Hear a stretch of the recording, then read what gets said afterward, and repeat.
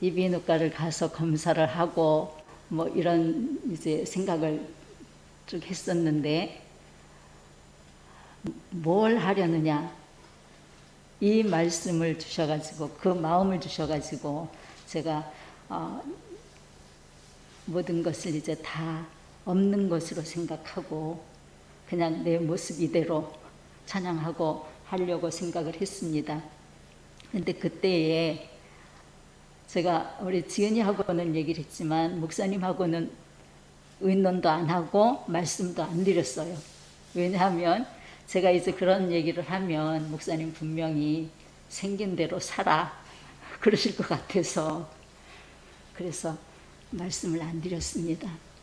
어쨌든 하나님께서 이 시간 저를 붙드셔서 예배를 인도하기에 부족함이 없도록 해주시기를 원합니다.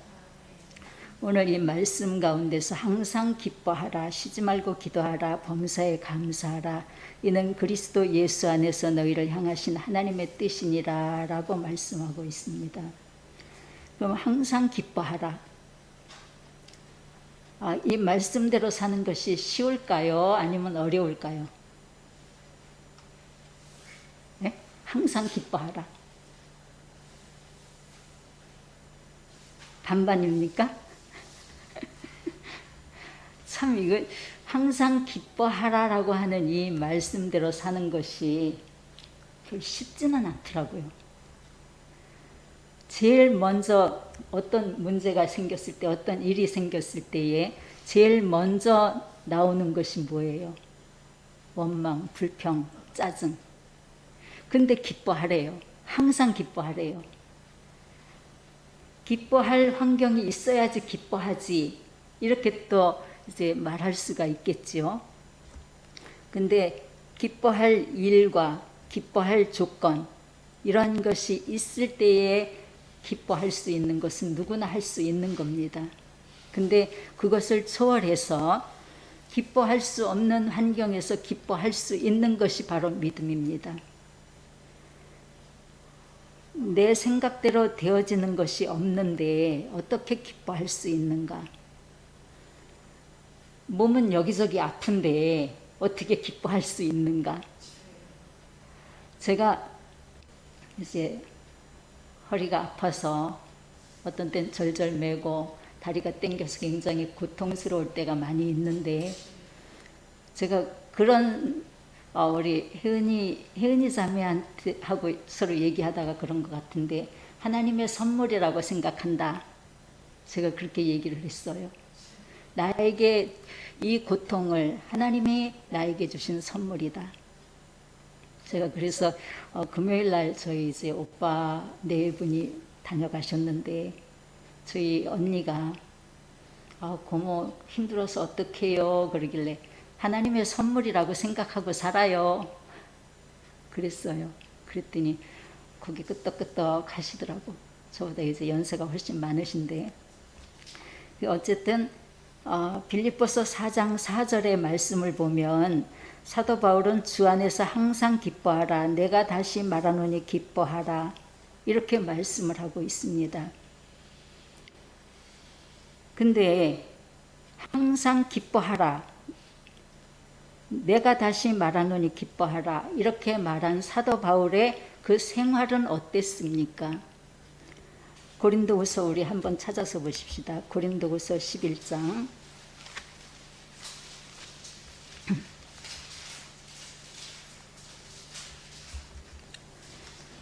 11장 23절에서 27절까지 우리 교독하겠습니다. 23절에서 27절 저희가 그리스도의 일꾼이냐 정신없는 말을 하거니와 나도 더욱 그러하도다. 내가 수고를 넘치도록 하고 옥에 갇히기도 더 많이 하고 매도 수없이 맞고 여러 번 죽을 뻔하였으니 세 번 태장으로 맞고 한 번 돌로 맞고 세 번 파선하는데 일주야를 기품에서 지냈으며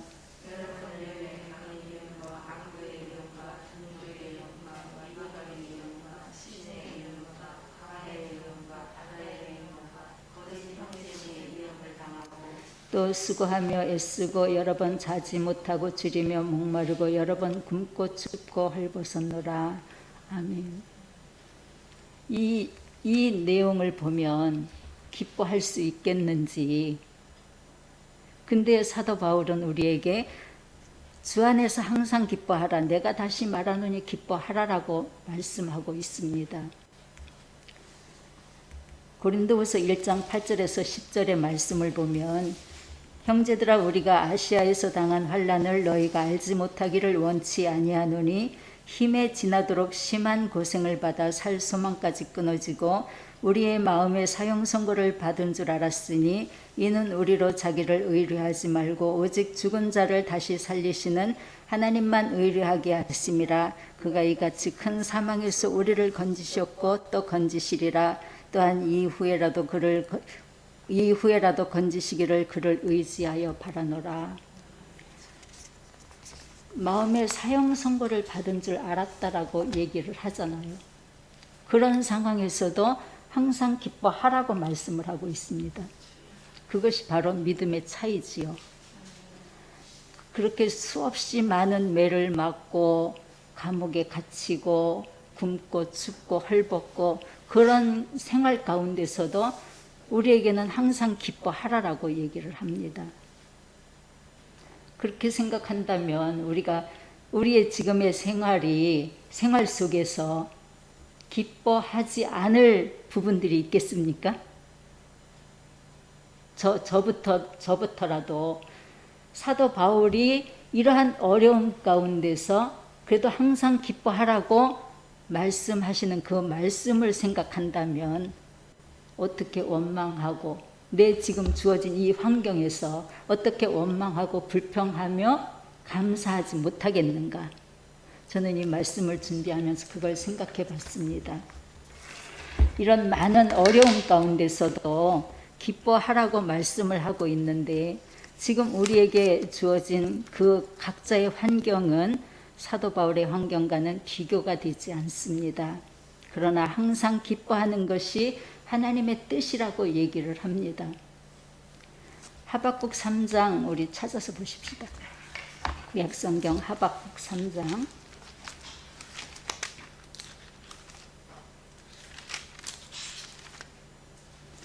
하박국 3장 17절에서 18절 같이 읽겠습니다. 1305페이지 그렇게 되는 것 같은데 1305페이지 하박국 3장 17절에서 18절 같이 읽겠습니다. 비록 무화과 나무가 무성치 못하며 포도나무에 열매가 없으며 감람나무에 소출이 없으며 밭에 식물이 없으며 우리의 양이 없으며 외양간에 소가 없을지라도 나는 여호와를 인하여 즐거워하며 나의 구원의 하나님을 인하여 기뻐하리로다. 아멘. 무화과 나무가 무성치 못하며 포도나무에 열매가 없으며 감람나무에 소출이 없으며 밭에 식물이 없으며 우리의 양이 없으며 외양간에 소가 없을지라도 나는 여호와를 인하여 즐거워하며 나의 구원의 하나님을 인하여 기뻐하리로다. 아멘. 구원의 하나님으로 인하여서 기뻐한대요. 다른 모든 것이 다 없으며 해도 구원의 하나님으로 인하여 기뻐하리로다. 아멘. 이것이 얼마나 큰 은혜요, 큰 축복입니까? 쉬지 말고 기도하라고 또 말씀하고 있는데 누가복음 22장 46절에 보면 이르시되 어찌하여 자느냐 시험에 들지 않게 일어나 기도하라 이렇게 예수님이 말씀하고 있습니다. 그리고 사무엘상 7장 3절의 말씀을 보면 사무엘은 너희가 전심으로 여호와께 돌아오려거든 이방신들과 아스다롯을 너희 중에서 제하고 너희 마음을 여호와께로 향하여 그만 섬기라. 5절에 사무엘이 가로되 온 이스라엘은 미스바로 모이라. 내가 너희를 위하여 여호와께 기도하리라. 기도는 자기와의 싸움입니다. 물론 사단과의 싸움이지요. 그렇지만 그보다 먼저 자기와의 싸움이에요. 그리고 기도는 영적 호흡입니다. 우리가 살다가 숨을 안 쉬면 저분은 돌아가셨어, 이렇게 얘기를 해요. 그와 마찬가지로 기도는 육신적인 이 호흡이 아니라 영적인 호흡입니다. 그리고 기도는 수도 파이프와 같다, 이렇게 얘기도 합니다. 수도 파이프에는 항상 물이 있어요. 근데 수도꼭지를 틀면 물이 나오는데 틀지 않으면 물이 안 나오잖아요. 그와 마찬가지로 기도는 하나님과 나와의 관계에서 수도 파이프와 같다, 이렇게 말씀을 하고 있습니다. 그런데 기도는 편한 것이 아니라 노동입니다. 정말 부르짖어 기도하면 진짜 백가죽이 땡기고 목이 아프고 그런 몸부림치는 그러한 기도가 또 있는데, 우리도 그와 같은 정말 노동처럼, 노동하면 얼마나 힘들어요. 근데 안 할 수 없잖아요. 그와 마찬가지로 기도는 힘든 노동이지만 그러나 해야 된다고 하는 것, 꼭 해야지만 우리가 영적으로 살 수 있다라고 하는 것을 가르쳐주고 있습니다. 신앙은 하나님과 나와의 관계인데 오직 기도로 이어지게 되어지지요. 기도 안 하면 하나님과 나는 점점 멀어질 수밖에 없어요. 근데 기도하면 반드시 하나님과 나와의 그 관계가 돈독해지고 또 더 가까이 되어진다는 것을 우리가 생각해야 됩니다. 그래서 기도할 때에 내 신앙이 건강해지고 하나님과의 관계가 돈독해지게 되는데, 기도 없이는 온전한 신앙생활이 되어질 수가 없습니다. 그래서 기도는 신앙생활의 절대적인 관계라고 하는 것, 없으면 안 되잖아요. 우리가 숨을 쉬어야지만 살 수 있듯이 기도는 바로 영적인 호흡입니다. 그래서 기도할 때에 그 사람의 믿음이 바로 세워지고 또 강해지고, 또 하나님께서 어떠한 일을 시키시더라도 그 일을 아멘으로 감당할 수가 있게 되어지는 겁니다. 기도를 통해서 지쳐 있을 때 힘을 얻게 되고, 또 외로울 때 위로를 받게 되고, 그리고 희망을 갖게 되고 새로운 삶에 도전할 수가 있게 되어지는 거지요. 그래서 기도는 정말 우리가 세상의 그 어떠한 것과도 바꿀 수 없는 그러한 우리의 생명과도 같은 그러한 것이 기도라고 하는 것을 생각하시고, 엘리야가 하나님에 대한 열심히 특심하오니라고 고백한 것처럼 하나님을 뜨겁게 사랑하는 기도의 승리자들이 되시기 바랍니다. 그 범사에 감사하라라고 말씀을 하고 있는데, 이것도 참 항상 기뻐하라, 이거 이제 거의 비슷하잖아요, 그죠? 기뻐하고 감사하고. 근데 범사는 우리가 하나님으로부터 받은 모든 것을 의미합니다. 일부분이 아니라 모든 것. 하나님이 나에게 주신 모든 시간, 또 건강, 물질이라든지 모든 것이 하나님 앞에서 받은 범사가 되어지는 거지요. 그래서 성공도 감사하고 또 실패도 감사하고 고난도 감사한다라고 하는 그러한 의미가 있습니다. 좋은 일에만 감사한다면 누구나 할 수 있어요. 근데 좋지 않은 일이 있을 때, 내가 원치 않는 일이 있을 때에도 감사할 수 있다고 하는 것이 바로 성숙한 믿음입니다. 제가 그런 생각을 했어요. 한 번은 너무 허리가 아파가지고, 우리 지은이가 들으면 또 아빠 때문에 막 이럴 텐데, 너무 아파가지고 하나님 너무 힘들어요. 그런 이제 푸념 아닌 푸념? 기도, 그렇게 한 적이 있어요. 근데 하나님께서 저에게 무슨 마음을 주셔서 제가 위로를 받았냐 하면, 이게 제 생각인지는 모르겠지만, 네가 천국 오면 너의 허리가 굉장히 빛날 것이다. 그 생각이 들더라고요. 그래서 하나님 감사합니다. 그래서 저는 하나님이 주신 선물이라고 생각을 하고 살아갑니다. 때로는 뭐 좀 수월할 때도 있지만 때로는 많이 힘들 때도 있는데 그래도 제가 멀쩡하게 걸어 다니잖아요. 그죠? 그리고 다른 일도 할 수 있잖아요. 그래서 저는 감사하기로 했습니다. 욥은 하나님께서 인정하시는 사람이지요. 욥기 1장 1절에 보면 그 사람은 순전하고 정직하여 하나님을 경외하며 악에서 떠난 자더라 라고 말씀을 하셔요.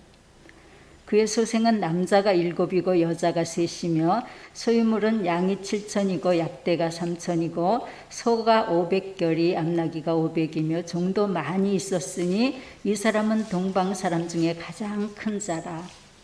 근데 하루는 하나님과 사단과의 그 대화가 이루어졌는데 하나님이 너 어디 갔다 왔냐 하니까 두루두루 돌아다니다가 왔습니다.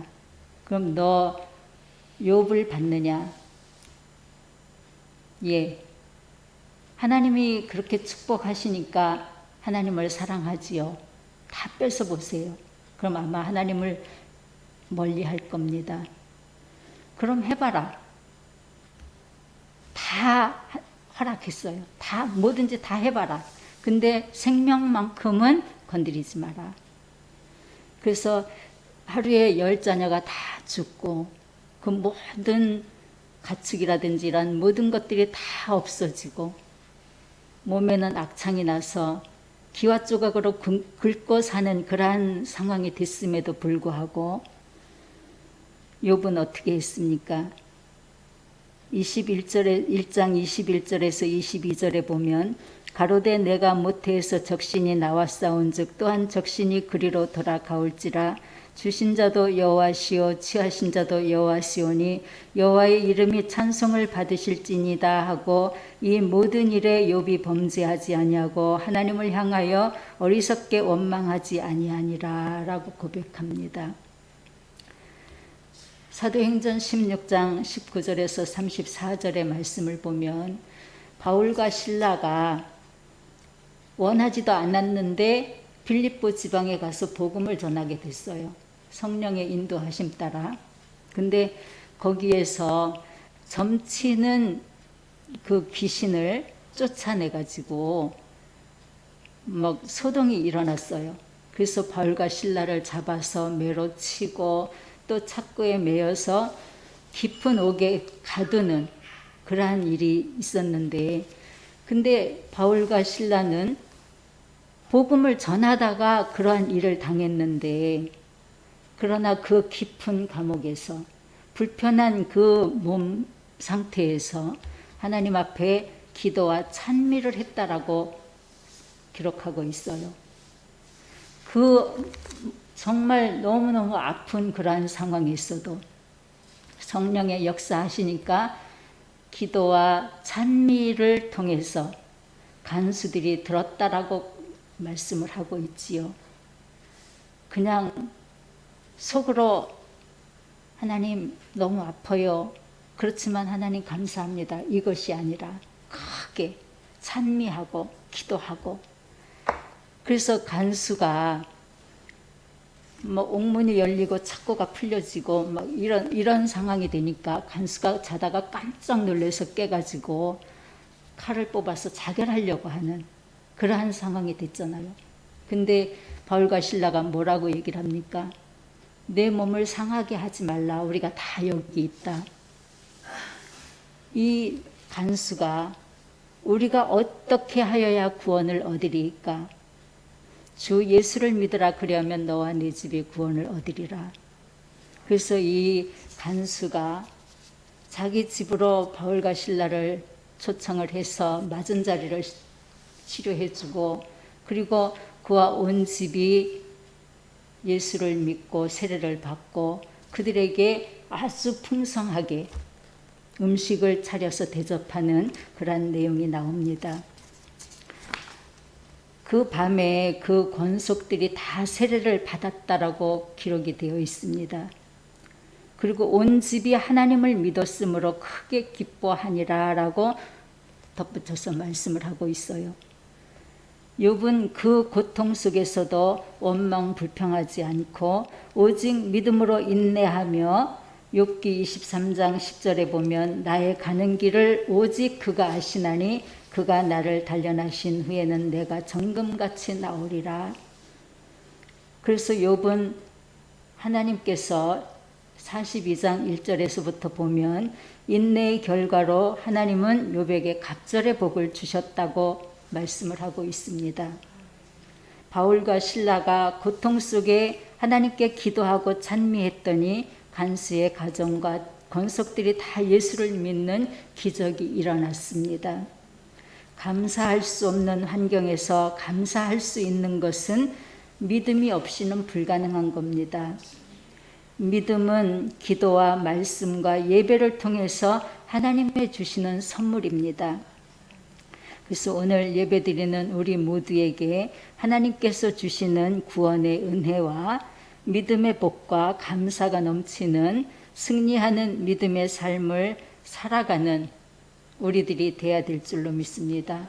그와 같이 되기 위해서 더 기도에 힘쓰고 항상 기뻐하고 범사에 감사하고 쉬지 않고 기도하는 우리의 신앙생활을 통해서 하나님이 더 영광 받으시는 놀라운 일들이 일어날 수 있도록 우리가 힘쓰고 애쓰는 신앙생활이 되시기를 주님의 이름으로 다시 한번 부탁을 드립니다. 기도하십시다. 하나님 아버지, 이 시간 부족하지만 이 예배를 인도하며 하나님 말씀을 전했습니다. 오직 하나님의 말씀만이 저희들에게 기억되게 하시고 은혜가 되게 하셔서 항상 기뻐하고 쉬지 말고 기도하고 범사에 감사하는 그러한 신앙을 통해서 하나님 앞에 크게 영광 돌리는 저희들의 믿음과 생활이 되어지도록 인도하여 주시옵소서. 오늘도 주님께서 지켜주시고 오늘도 주님께서 은혜 가운데 함께 하시며 이 시간 온라인으로 예배드리는 성도들에 이르기까지 주님이 함께 하시고 믿음으로 승리할 수 있도록 도와주시기를 간절히 원하오며 예수님 이름으로 기도드립니다. 아멘.